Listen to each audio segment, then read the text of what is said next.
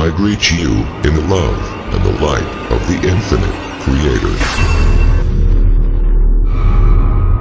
Event is coming soon. YouTube channel.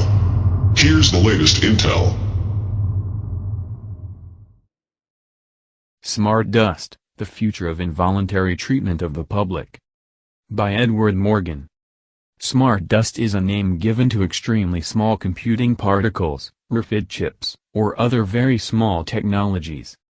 A popular article from Extreme Tech describes it in the headline, Smart Dust, a complete computer that's smaller than a grain of sand. An article from War is Boring is titled Future Military Sensors Could Be Tiny Specks of Smart Dust. New technologies allow for extremely small, and ubiquitous, military sensors.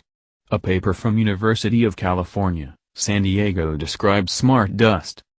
The term smart dust originally referred to miniature wireless semiconductor devices made using fabrication techniques derived from the microelectronics industry. These devices incorporate sensing, computing and communications in a centimeter-sized package. It is promoted as an eventuality that smart dust will cover streets and buildings to identify people, that people will have smart dust in their bodies, and other things in mainstream television and media. They paint a utopian, blissful picture of it. However, the history of entities involved in creating smart dust show a different perspective. The same entities who create destructive technology, drones, surveillance technology, technology for warfare, are involved with its creation. Military-industrial complex players, from the RAND Corporation to Hitachi, to DARPA and their collaborators in academia. As with all technology, the people who wield it determine whether it's used for the benefit of, or against the common people. The earliest mentions of smart dust come from the RAND Corporation. According to Wikipedia, the concepts for smart dust emerged from a workshop at RAND in 1992 and a series of DARPA ISOT studies in the mid-1990s due to the potential military applications of the technology. The work was strongly influenced by work at UCLA and the University of Michigan during that period. The RAND Corporation has been involved in morally reprehensible warfare, think tank activity and strategy in particular, for several decades. They were involved in nuclear war strategy, disrespecting the lives of everyone on the planet in scenarios where nuclear bombs would be detonated to retaliate against Russia at the expense of all life on Earth. Such apocalyptic scenarios are explored in many RAND publications, and in 2016, they examined possibilities of war with China. RAND has published several papers about spraying the skies, involuntarily treating whole populations with chemicals to geoengineer the weather. One is titled Governing Geoengineering Research, a Political and Technical Vulnerability Analysis of Potential Near-Term Options. With the recent announcement that the U.S. government is looking into geoengineering research, it looks like an overt, involuntary treatment of the American people with geoengineering material is coming soon. They act as if they aren't already spraying us. RAND is likely to be involved with complex science used for control over populations, as implied in a publication of theirs. It reads, "Beyond the agricultural and industrial revolutions of the past, a global technology revolution is currently changing the world. This book discusses the broad, multidisciplinary, and synergistic trends in this revolution, including genomics, cloning, biomedical engineering, smart materials, agile manufacturing, nanofabricated computation devices, and integrated microsystems." A central, historical player in Japan's military-industrial complex, Hitachi developed some of the smallest smart dust particles ever disclosed to the public, a full 15 years ago with the announcement of a 0.4 mm by 0.4 mm external antenna microchip. As far back as 2001, smart dust was this small. It is depicted in this popular meme still circulating on social media.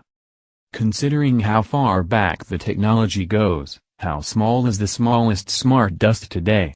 Could it be small enough to perform functions inside the human body, or be involuntarily sprayed on us without us realizing it?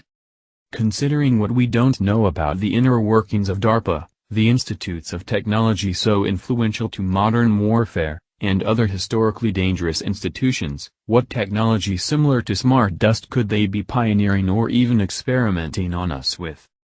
Understanding the history of recent human experimentation is necessary to understand the probability of involuntary treatment with smart dust. A paper from the University of California, San Diego is titled Smart Dust, Self-Assembling, Self-Orienting Photonic Crystals of Porous Sea. It is about micrometer-sized one-dimensional photonic crystals of porous sea that spontaneously assemble, orient, and sense their local environment.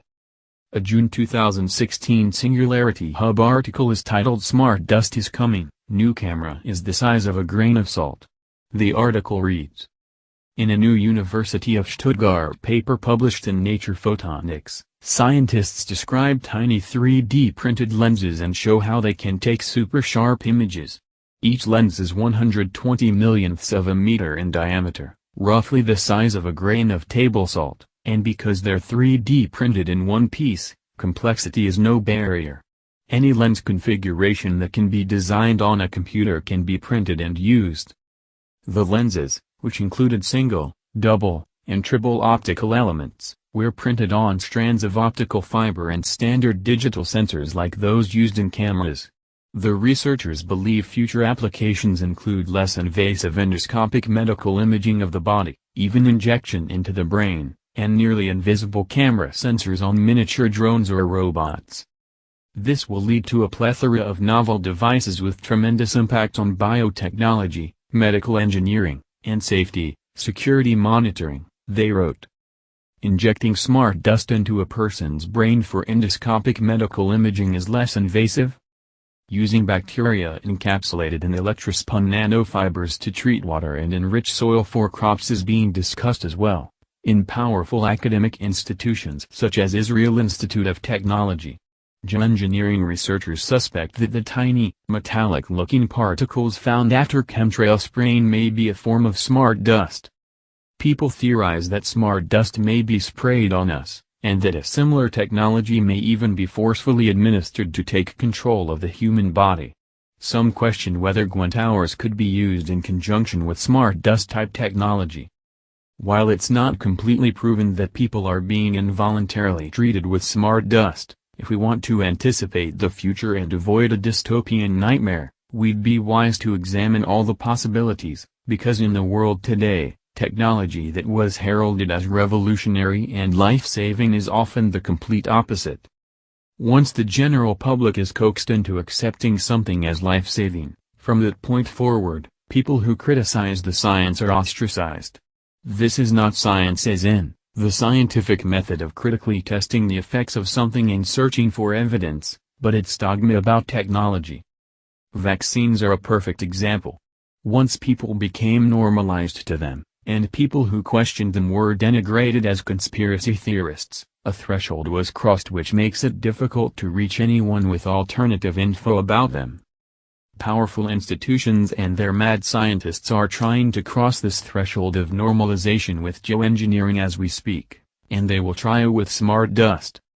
While people who observe the chemtrail spraying in the skies, have seen rain tests full of aluminum, and have seen the geoengineering patents for spraying aluminum, have been cast aside as conspiracy theorists for saying spraying is occurring, the mainstream media and mad science institutions are now openly calling for spraying the skies to combat climate change.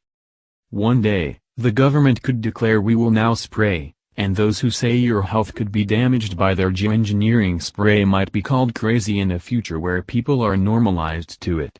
Those who insist other chemicals and things are being sprayed on us under the guise of overt geoengineering could be called paranoid, once the threshold of normalization is reached with the public.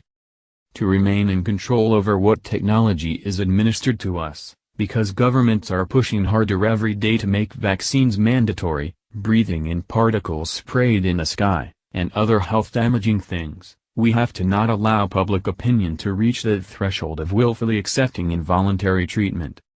With the passing of California's SB 277, children attending school are now required to get a long list of vaccines. According to SB277.org. SB 277 eliminates a parent's right to exempt their children from one, some, or all vaccines, a risk-laden medical procedure including death. In 2016, California parents will be forced to give their children more than 40 doses of 10 federally recommended vaccines. This open-ended vaccine mandate allows the state of California to add any additional vaccines they deem necessary at any time. The only exemption available is a medical exemption that doctors deny to 99.99% of children under federal guidelines. A technology that can be as dangerous as smart dust, geoengineering, etc., will certainly be used against public interests by the deep state and military-industrial complex. Especially so while the American public is so sedated by the mainstream narratives regarding independent investigations into the workings of the ruling elite. Please like us and share with your social media. Please subscribe and click the bell to be notified of our new videos. Remember to check out our playlist for important intel you may have missed. Be sure to enter our subscriber appreciation $100 monthly giveaway. The link is in our description. And visit our sister channel. The event is coming soon for additional intel and information. Stay tuned. Victory of the Light. Event is coming soon. YouTube channel.